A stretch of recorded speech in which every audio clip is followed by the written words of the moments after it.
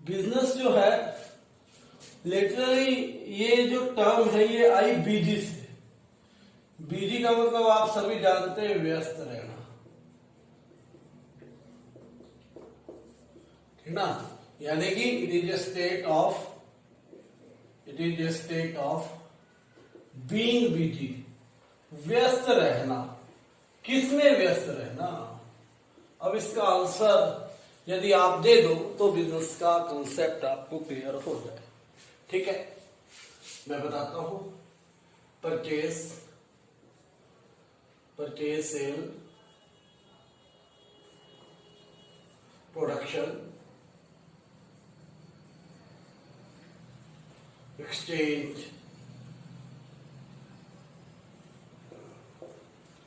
इनमें बिजी रहना वो क्या कहलाएगा आपका? बिजनेस है। यानी कि business is a state of being busy in purchase, sale, production, exchange, distribution of किसका? ये सारे काम किसके? Goods and services, goods and services, वस्तु और सेवाओं। ठीक है, क्यों? To earn profit. किस लिए? प्रॉफिट कमाने के लिए। कैसे? Through satisfaction of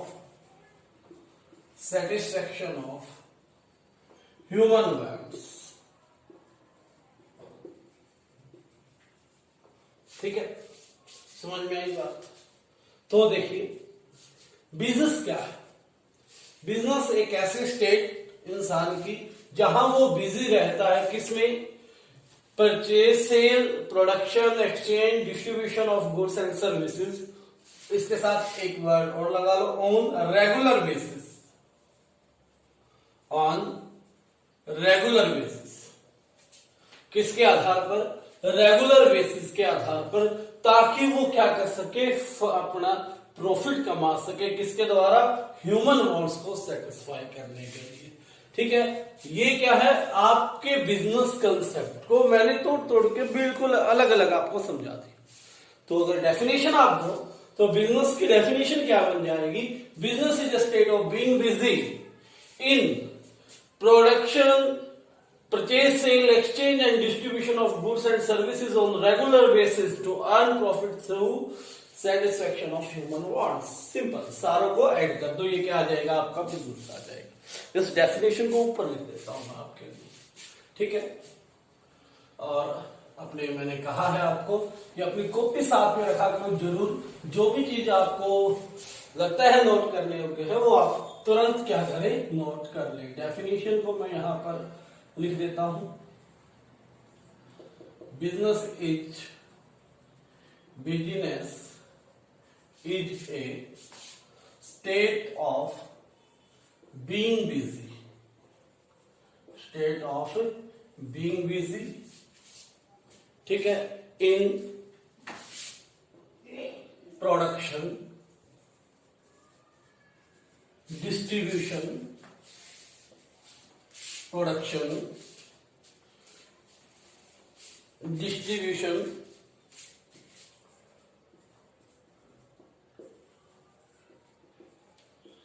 purchase and sales, exchange, चारों चीजें हो गई ना, of goods and services,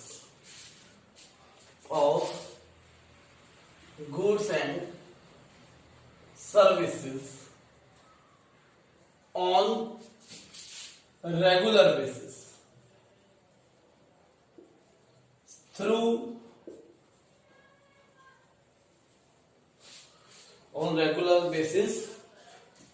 to earn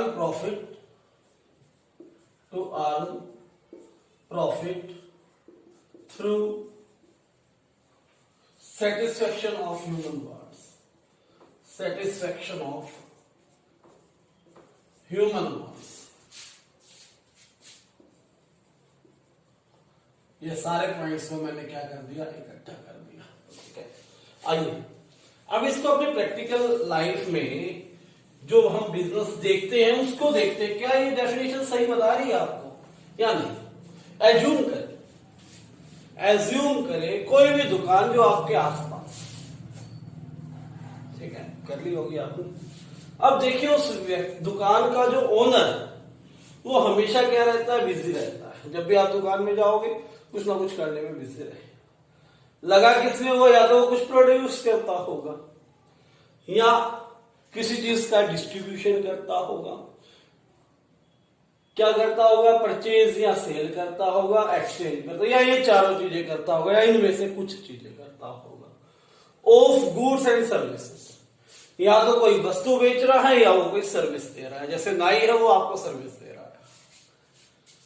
on regular basis, लगातार, ऐसा नहीं है एक दिन बेच दिया, वो लगातार दिन में कई बार और सारा साल ये काम करता रहता है।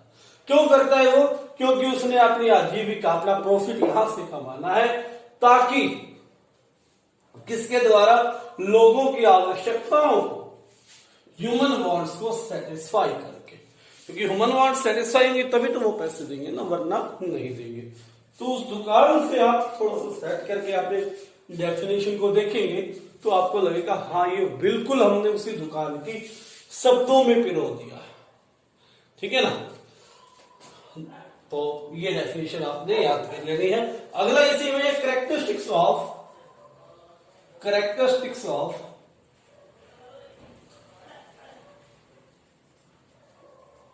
बिजनेस। ठीक है, व्यवसाय की कैरेक्टरिस्टिक्स पे हमने जाना। सबसे पहले क्या है, first characteristics, an economic activity.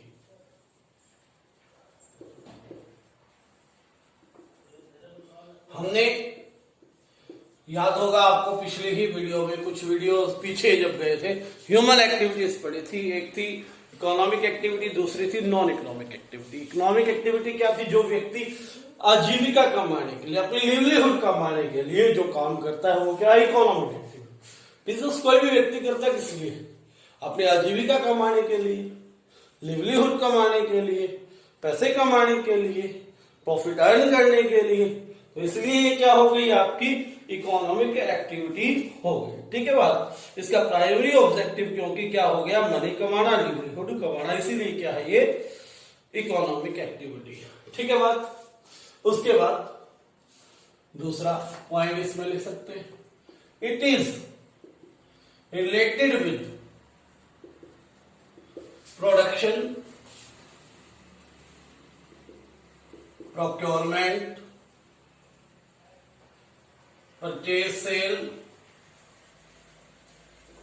Distribution of goods. ये जो एक्टिविटी है इसमें या तो किसी चीज की परचेज या सेल होगी, या प्रोडक्शन होगी, या हम उसको क्या करेंगे, डिस्ट्रीब्यूट करेंगे, एक्सचेंज करेंगे, प्रोक्योरमेंट करेंगे। ठीक है, परचेज सेल आप समझते ही हो, डिस्ट्रीब्यूशन मतलब बांटना। कोई बड़ा डिस्ट्रीब्यूटर है, वो क्या करता है, प्रोड्यूसर से माल उठाता है और आगे होलसेलर को बेच देता। ठीक है, तो इसमें लगा होगा कोई भी व्यक्ति, मैन्युफैक्चरर भी हो सकता है। ठीक है, उनको क्या करना है, वस्तुओं को कंजप्शन के लिए लोगों तक पहुंचाना है।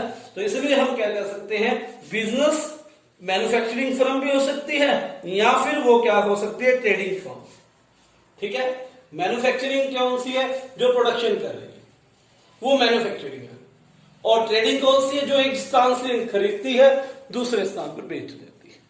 ठीक है, दो तरह की फर्म हो गई इसमें, एक मैन्युफैक्चरिंग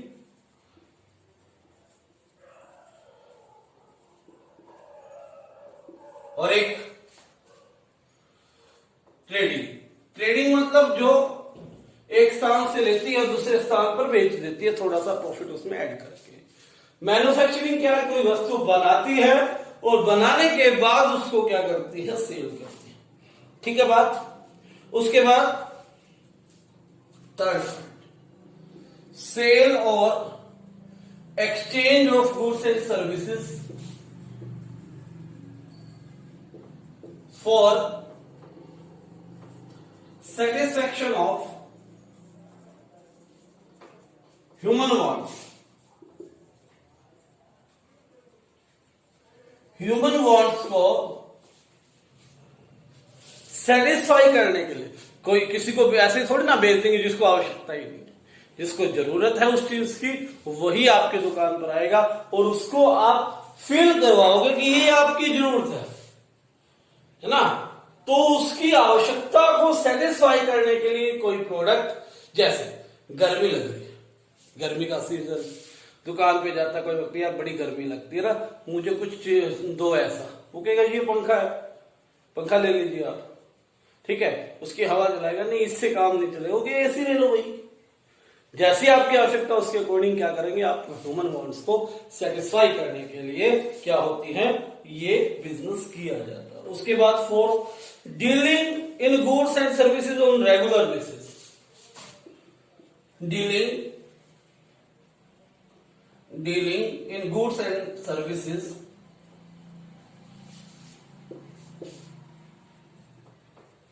ऑन रेगुलर।